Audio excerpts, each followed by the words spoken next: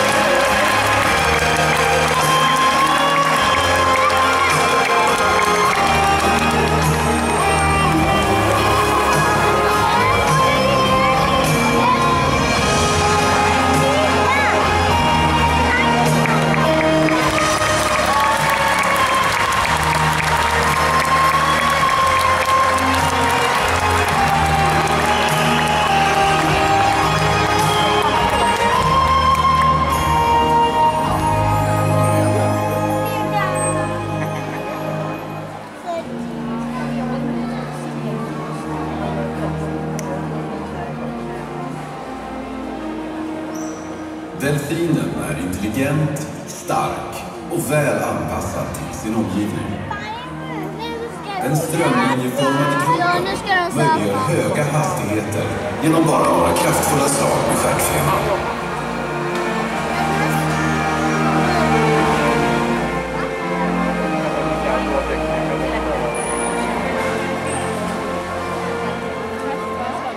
Mitt uppe på huvudet sitter blåshålet och det är därigenom delfinen andas.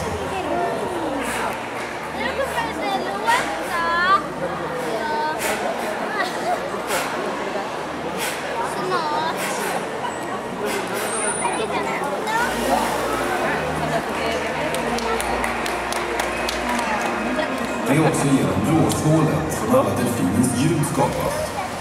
Ljuden gör att de snabbt och enkelt kan meddela sig med varandra och skaffa viktig information.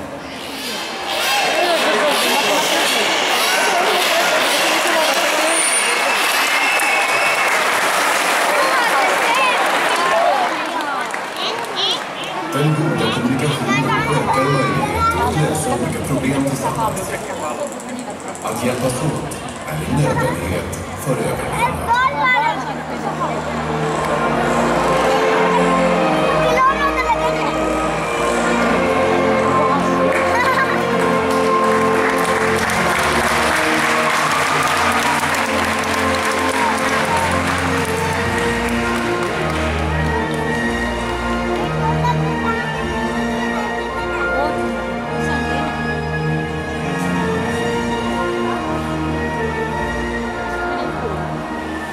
Honan diar sin gall medan hon simmar. Det tar bara några få sekunder. Spenarna är placerade på den nedre delen av magen. Den dricker mjölet! Ja.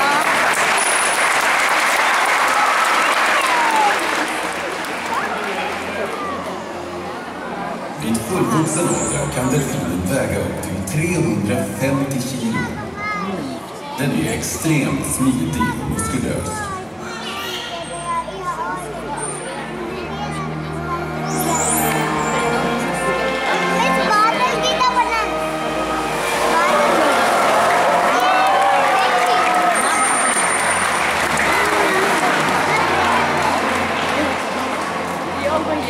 Genom sin styrka och intelligens har delfinen få naturliga fiender. Men det finns en varelse som de många gånger fruktar. Hajen.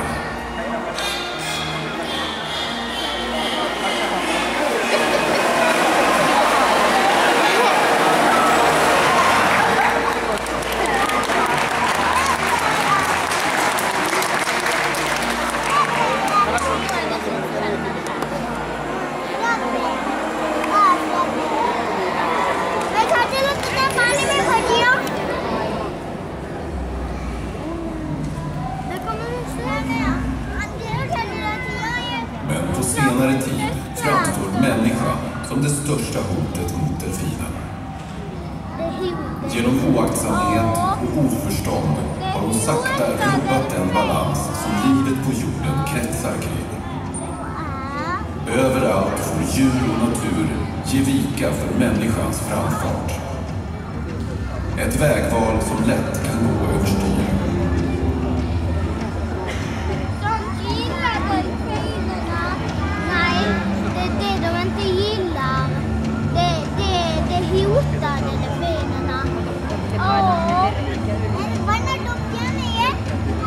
Kita loh, panas aja. Det är därför man inte ska slänga skräp.